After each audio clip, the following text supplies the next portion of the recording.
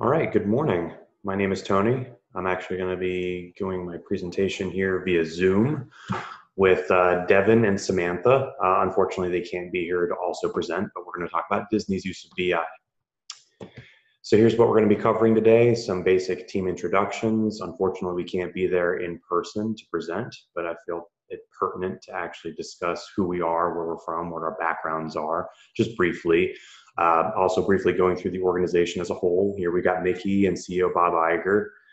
Figured we'll start a presentation with that as well. Talk about the BI use all the way through the tools. What are some of the benefits to the organization? The implementation challenges, because nothing's perfect when we want to integrate it into our system, and some discussion questions and references. So a little bit about the team. Again, my name is Tony. I'm an assistant professor at Jacksonville University. I teach electrical engineering and physics. I'm a Navy pilot and aerospace engineer, and my background in education is engineering. Devin comes to us from a pharmaceutical company. She's one of the territory managers, and she's an MBA student here at Colorado State, and her background is neuroscience. Samantha is a sourcing and supply specialist with her company, and also an MBA student at Colorado State, and her background is global supply chain management. So a pretty diverse background. And it's kind of dangerous. I don't mean to be an engineer presenting business information. I'm a business school dropout. But let's talk about the company just a little bit. Disney founded in 1923. I think we're all pretty familiar with the company as a whole. One of the things, taking mission and business model directly from the source. Their mission is to be the premier entertainment company. I think they've been succeeding at that. Their business model is to use a few different segments, which I'll talk about in the next section. Some of their media networks, the parks. I think we're all familiar with those parks as well. So the media networks being the Disney TV, ESPN, ABC FX, you name it, they have quite a few in there. I didn't know Freeform was a part of that, actually. But the media network's pretty huge, especially the streaming services, which we'll talk later on. The parks recreation, I mean, they got the cruise lines, the stores, and they got multiple locations globally. The studio entertainment, they make their own movies. They bought Lucasfilm. Pretty good bid, if you ask me, on that one. And then the direct-to-customer, that's been a big one, especially for this whole COVID-19 thing going on. I don't mean to call it a thing, this pandemic, which unfortunately myself, I am also being quarantined. But Disney Plus, huge. I know a lot of people at work are having their kids home with them, and having Disney Plus there is certainly helpful. And that's big business during this COVID-19, especially if you've been following the market. All right, so we'll talk about the use of business intelligence. All right, so it obviously has a really good influence on how we're able, we as I'm speaking, as if I own Disney, lots of goods. However, there are a lot of challenges to overcome, and not just at the theme park level, but there's internal and externally driven challenges, is what I'm kind of calling them. There's within the parks themselves, there's wait times, i.e. I call accessibility. There's shutdowns for new rides. As an engineer, I was speaking to one of the mechanical engineers over at Universal, and they say they're plagued with problems all the time. Every time a new ride comes out, and they're testing it for weeks and weeks on end, nonstop, before it even comes up to 100% to where people can ride it, the consumer can get access to it. And then they still have that. So they have to have people on station to minimize that resolution time, the issue resolution time. Obviously, this is an unprecedented time, so COVID-19 presents some safety and sanitation guidelines. What are they doing in their mist sprays when they come in and sanitize? I mean, obviously in Florida, we got the heat to really burn away a lot of different things, but there are still CDC guidelines that have to be followed. So it's extra on top of that. So you can almost think about BI in the sense of overload or on hyperdrive in terms of this really quick response, because even though the parks have been closed, when they do finally open back up, that's something that they have to rapidly adjust to. The maintenance, I've already kind of talked about for the resolution time, but there's a lot of costs associated with that. So how can you use business intelligence to help get us ahead of maintaining those overhead costs, personnel, new personnel coming in as a result of COVID, the training requirements for those new people, or even the existing people have to come back and do all the CDC stuff and learn it, and also the infrastructure as a whole, because the lights got to stay on too. The theme park competitions. I mean, I talked about Universal there for a second. They got Six Flags as well. The ticket price surges. How can we use business intelligence in terms of our competition? We want to make sure that we're being competitive and have an explanation as to why prices may be increasing or decreasing. It's all about that supply and demand, and also getting that new attraction and incentives. I mean, I know everybody was in Florida here was going crazy over the Hagrid ride at Universal. So their ticket prices surged. Also, the wait times were longer. I mean, I was there as well, and we waited 4 hours for a ride. So something like that, I'll definitely mention later on when we come to other business intelligence gathering methods. But the internal, external, direct to customer services, the Disney, Netflix, and Disney Plus. I mean, Netflix is the biggest competitor for Disney Plus right now. So Disney Plus is coming out of nowhere saying, well, we're going to have an increased listing of stream services, shows, movies, things like that, limit our rights for everybody else, such as Netflix and Hulu may be using them, even though Hulu is now part of Disney Plus. Again, news to my ears. But let's talk about operational planning for a second. So we talked a little bit about something that would allude to forecasting. You want to be able to make sure that you have the right personnel and the right services at the right time. So there was a helpful article that came out. It's a little bit older, but got to talk about Minitab, statistical probability, statistical analysis. So this image right here over in figure 2 is just something that was taken from the paper. You can read a little bit about it. I put all the references there in the image so you can get a better semblance of where to go from there. But you could start to talk about, well, the wait times of the attractions. Well, what's the best time to get involved in that, in the line? So maybe midday is not such a great time. Maybe the morning's a little bit better. Things like that. Also, you probably don't want to be standing out in the Orlando heat in the middle of the day while also waiting for 4 hours.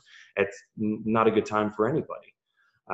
It's a helpful tool that you can use, like I said, for the personnel and labor force, but for the parks and hotels, you want to make sure you're putting those show times and appearances. You want Mickey to come out when it's prime time. So prime time showing, you want to have it be in a situation where every seat's filled and people are in a proper mindset. Also, they have been waiting for forever. Even though all the dads are probably upset anyway because they're spending their kids' college tuition at Disney. But the point is, you want to also make sure the attendants and cashiers are there as well. You got to have the people to expedite the flow of cash and revenue as well. People get hungry. People got to eat. People got to drink. You also got to make sure the engineers are on standby for those potential repairs. For the media and online services, they're subject to this as well. You want to make sure that people are on standby, whether it's IT support or people to make sure that there's resolution for existing services or existing members and new customers. Also to make sure you're still getting the word out there that Disney Plus is a thing. Please sign up and give us your money. The proper bandwidth, not to get too involved in the bandwidth discussion, but it used to be like how radio used to be back in the day. Whoever had the morning commuter slot was cleaning up. Their public service announcements and their advertisements were more well received because more people were on the road. It's a little bit different now with bandwidth in terms of streaming services, but the same mantra still applies, where you got to make sure that you're getting the right bandwidth or the right amount of airtime to make sure that you're getting that message across, whether it be advertising for future services, existing services, and as a ploy to gain in new customers. You want to be able to attract them in. The commercial opportunities are also huge. So when you're talking about operational planning, the Lego company specifically paired with Lucasfilm, and they were dependent in the 90s and the early 2000s upon new movie releases to be successful with some of their kits.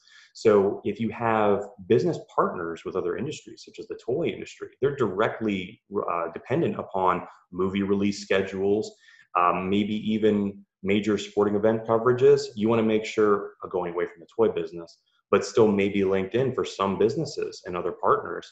You want to make sure that these things are timed just right so that you can optimize your revenue stream based off of when you know something's going to be coming on the horizon. So let's talk about some of the tools. So data mining, obviously huge. We talk a lot about it in class, talk a lot about it in industry. How are we going to take big data and use it for something that we can actually do? There's a lot of qualitative versus quantitative things here to consider. it's hard to put a quantitative metric on something that's qualitative, because guys and gals have been involved in the industry for so long. They're familiar with the fluctuations. They're familiar with the surges. They know that gut feeling. So this is something, this figure here, Systems Analytics Software Simulation Studio. It's a discrete model event software. And this one specifically is talking about a call center network based off of the disruptions in that ideal flow. So where does this boil down to Disney specifically as a media company is that there's vacation packages that appeal to different types of guests. So if somebody goes onto the Disney website and they want to call a center agent, or they want to do it all on the website, they want to have the options available to them. So just like we talked about pairing things at the right time, at the right place, and for the right price as well, you want to make sure that you're doing your market research to say, all right, what kinds of disruptions can we incur based off of a high data traffic type of scenario where, example, COVID, if it starts to look a lot better, everyone's going to be buying their tickets. Everyone's going to be wanting to get in on the Disney show. Go see Mickey Mouse. So you got to anticipate those disruptions in the call centers, and also that high traffic congestion in maybe the streaming services when COVID became a thing and everybody wanted streaming. So maybe you have a lot more customers now to take care of. So you can use some of these BI methods for operational planning for lots of different facets, and we'll only get into a few of them. So simulation, I think we already kind of covered this. You can look for bottlenecks, capacity, constraints, and you can apply the same methodology towards the actual park itself, and then use it for improved decision making. Okay, so neural networks. We talk a lot about neural networks when we talk about fuzzy logic. One of the classes that I teach, MATLAB and Simulink, we talk about fuzzy logic and neural approaches to mapping for solutions. So something that may be helpful for people looking to make good decisions, those real high-level executives. You want to be doing some tracking. You want to be able to say, well, what are some of the audience reactions? And they used to do this a lot in the late 90s. That was at least publicized anyway. In the military, we do it a lot for pilot training, actually. We use a sentiment analysis. So we pull data from a lot of different sources. We also monitor your reaction maybe when you're in a simulator during certain situations to see how you're reacting to it, and then predict what your reaction is going to be based off of an either easier situation, neutral situation, or something harder. So I felt it pertinent to kind of put up the neural network kind of basic structure here. I'm not sure if you could see my mouse, but here in the top corner, you have what's conceived as a perceptual neural network, which is basically two input cells and they give you an output cell. It's very straightforward. Down here in the bottom left, Markovian chain, very applicable for discrete mathematics. We use it a lot for linear flow in manufacturing, however, not particularly pertinent for the entertainment industry. So something I'll talk about in a later slide is the autoencoder type metric, which is this third line down coming right here, specifically the variational autoencoder type of metric. And you can kind of see that it's a lot of interlooping as well as probabilistic qualities of that, as opposed to just something discrete, like a discrete cell with an input value gives you a straightforward output value. It's a series of interpretations you probably need to make about that. It's also an iterative process. So how can we use this for Disney? So it's machine learning algorithms. This contributes to business intelligence because we're trying to see exactly what is the reaction based off of the Supposed to Be Happy movie. Are people happy during the movie? Are people enjoying it? Are people laughing when we have that high tone for the jokes or the punchline? And then we can help actively predict and manage demands. So within the park, they use this. It's a little bit scarier when you think about it, but you can also use this for dynamic pricing models to match demand for capacity throughout the entire year.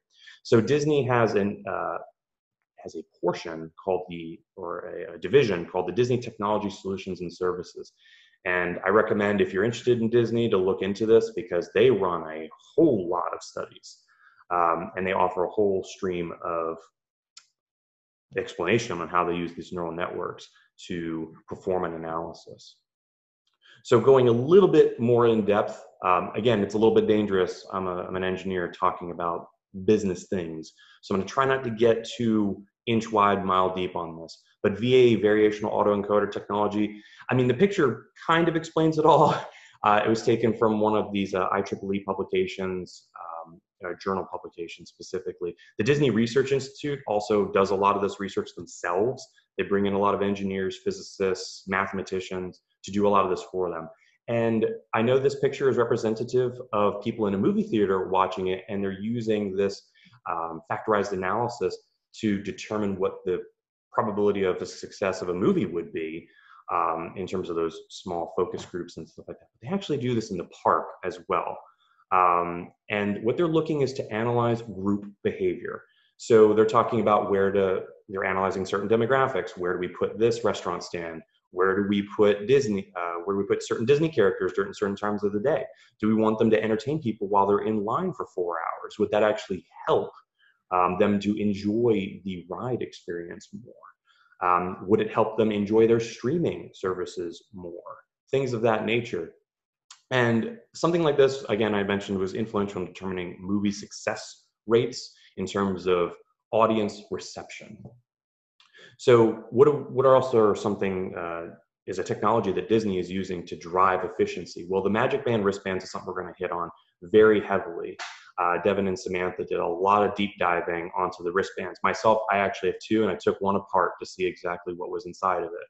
So we spent a lot of time researching this, and we'll talk about it in terms of how does that influence the mission and their business model. They want to be the premier entertainment industry, but they also want to make sure that they're getting the right people at the right time, and again, for that right price. So benefits of BI, I mean, it's pretty self-explanatory, I think, but increase efficiencies within the parks as an example, not just within the parks, but I think this discussion applies to a lot more. A labor demand planning system. So you want to make sure that the people who are making the corn dogs, selling the French fries, ringing up people for $80 Mickey Mouse ears and Minnie Mouse ears are able to facilitate that sale. Because if the lines are too long, that's potentially a lost sale. So you want to make sure that you have the people right there at the right time. The Magic Bands, it's a huge incentive to reroute themselves to another attraction. It's paired up, I think I mentioned it, with the My Disney Experience platform. They have an app now that you can use and see exactly what the wait times are real time. So you don't even need to do this probabilistic statistical analysis of what the wait times would be before you even jump in. So going back to how Disney uses it, plan their labor force effectively. This can lead to reduced wait times, maybe shopping within the park, because again, if they're not riding something and enjoying it and having spent money on it already, you want to try to get money from something that they haven't done yet and that they might do later on. And if they're satisfied with that, basically being long wait times might deter them from coming back, but shorter wait times, things that, and then the product itself, the product quality, that might help them come back. So now you're talking customer retention. So business intelligence is very helpful for that. The Magic Bands provide a means of which to track this behavior and this group behavior without using VAE type of technology, even though they have that within the park. So geolocation abilities. We could skip right down to the bottom here. It's an example where we talk about making a dinner reservation. And so they already know some of your habit patterns, so they can start to bin into these probabilities. Okay, they're probably going to get Chinese because they've gotten Chinese at this time, this day, that kind of thing. So let's make sure that we have the right people, not necessarily start preparing a General Tso's platter for you. However, making sure that you have increased staff at that point in time to accommodate that inflow. Like we talked about bandwidth, the same thing applies to person bandwidth, the amount of foot traffic going in and out. So predictive analytics, excuse me. We talked about the vacation packages. So certain times of the year, obviously people are probably going on cruises as opposed to sitting in the Disney lines. So they might try to save that for when maybe schools are out of session within a certain demographic or age group, like single people between the ages of 25 and 40 who don't have children. They might not want to be wanting to wait times when kids are out of school and in the middle of summer. So they might opt for a cruise line. I don't know. This is what predictive analytics could help you. So it helps target your market a little bit more appropriately. And then enhancing the customer experience is just one of those things where you want to make sure you be able to get to the station to go for a ride, or get to a station where you can get some funnel cake and be able to get it in a specific time frame. So you want to update that forecasting model that we talked about earlier, maybe every 5 to 10 minutes. You have fast pass customers, so you want to also make sure that it's not like waiting in line at TSA. Everybody's got priority boarding, everybody's got it. So the longer for those lines, or TSA pre-check before you even get to the gate, are longer than the regular lines. So you want to try and keep that incentive there where people are spending extra money on FastPass and make sure it's being used for something that's appropriate. Is it still working? So that's also part of enhancing the customer experience. It's not just predictive analytics for the future, but is this something that's still working? So what are the challenges for this?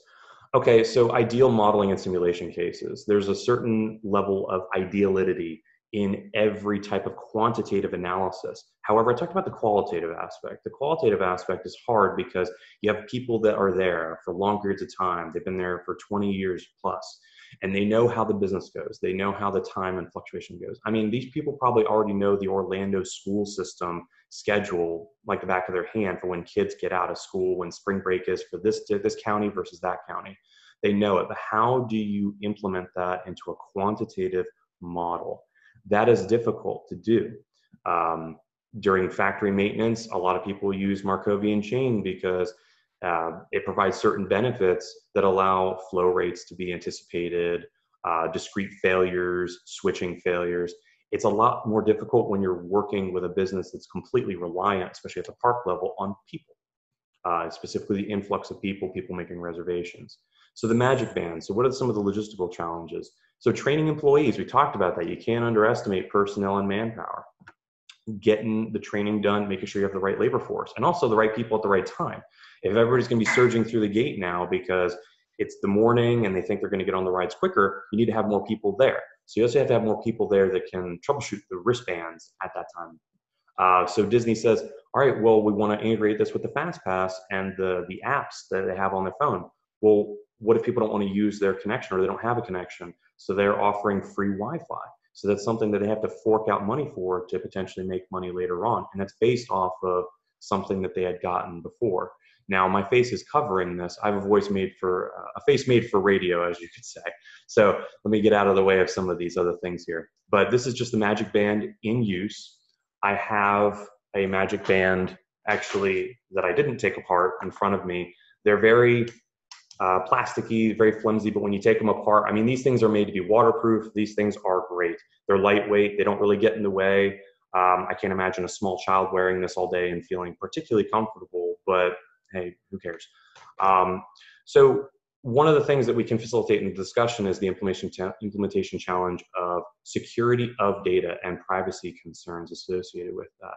So I'll talk a little bit about what I found inside the band and what other people have found. But also your credit card information, everything gets preloaded onto these Magic Bands. And it could be a potential security concern for a lot of people using these within the park and then taking them home, and all their stuff is preloaded outside afterwards. Fingerprint scans and PIN entry for large purchases. I mean, that's a good way to safeguard it in the future. But we could talk a little bit about the wristband in more of the discussion questions. So the wristband provides a lot of that behavioral group behavior analysis so that Disney executives can make data-driven analytical decisions. That's great and everything. So let me move my face again just one more time.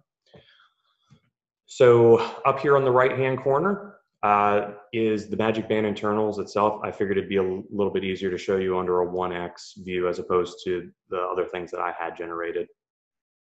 But regarding security concerns surrounding the Magic Bands, will consumers be willing to share even more of their data to increase their customer experiences?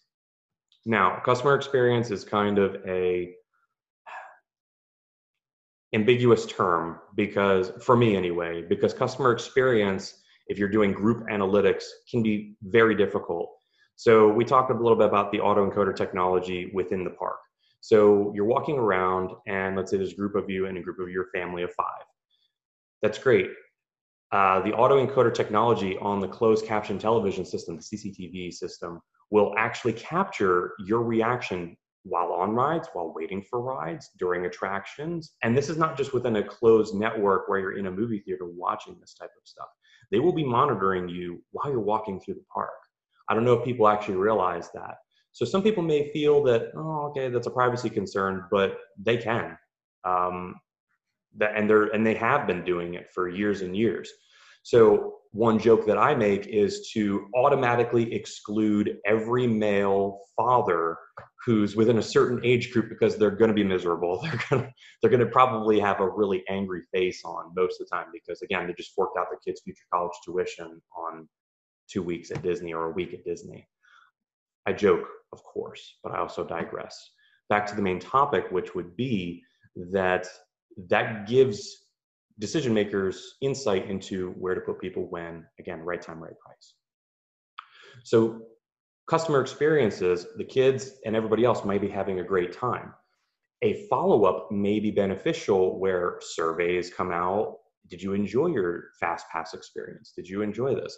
Assuming that probably only 10 to 20% of the people are actually going to fill out those surveys on the back end. It's just a matter of what these magic bands can actually collect, which is scary because, quick segue, down here in the bottom right, I kind of talk a little bit about the specific combo transceiver microcontroller that you pull apart. It's a pretty robust setup. It's made specifically for Disney because there's a DN identifier specifically on the RF module itself. But when you pull up the data sheet and you figure out what it's not only applied into, but what it's used for currently and what it can be used for, it becomes a little bit more, it becomes a little scarier when you start to think about privacy, because Disney uses a lot of things like social media mining. They use a lot of tracking on the hashtags. They said they do text data mining, which I'm not really sure what that entails because they didn't go into details on it. But they're getting information about your customer experience in many different ways. So business intelligence is not exactly this great thing like, oh, hey, or a great thing in the sense of making everybody get that warm and fuzzy about privacy. It's like, oh, okay, well, we're only going to use what you tell us. There's a lot of things that they're passively collecting. So specifically, this module can be used for smart electronics, for the remote controls. But the biggest thing in here would be the sport and healthcare sensors. So they could potentially be monitoring your heart rate, other types of physiological conditions that you're unaware that they may be monitoring, besides just your geolocation data. So some of these things start to sink in, and I got a little bit less of a warm and fuzzy about the privacy at Disney, because they're not only monitoring my facial expressions with everything, they're monitoring potentially my heart rate and my physiological characteristics as I'm going through the park. One thing that came up, Devin and Samantha wrote some really good questions here, but will the Magic Bands be able to help Disney optimize personal distancing regulations due to COVID-19 while still delivering the Disney experience? A little bit difficult of a question to field, considering we're in this unprecedented time and where everyone is trying to exercise best practices with social distancing. I'm trying to think of a way that this would make sense besides Disney saying, okay, we'll run a study on people who are well within close proximity of each other, i.e. less than 6 foot distance recommended by CDC guidelines in the park, and look for any spikes in COVID cases as a result from that. I can only surmise what that data analysis would entail in terms of collection and analysis. But I think it's a very good discussion to talk about, because we are in this unforeseen time where the CDC guidelines are probably not going to go away for a long period of time. So I think it's key to start to look into the wristband technology and how it can maybe help facilitate social distancing. I think that would be meaningful, especially for certain people in specific demographics. With that being said, I thank you for your time and attention. Again, this has been Tony Peters, Devin, and Samantha signing off. Thank you.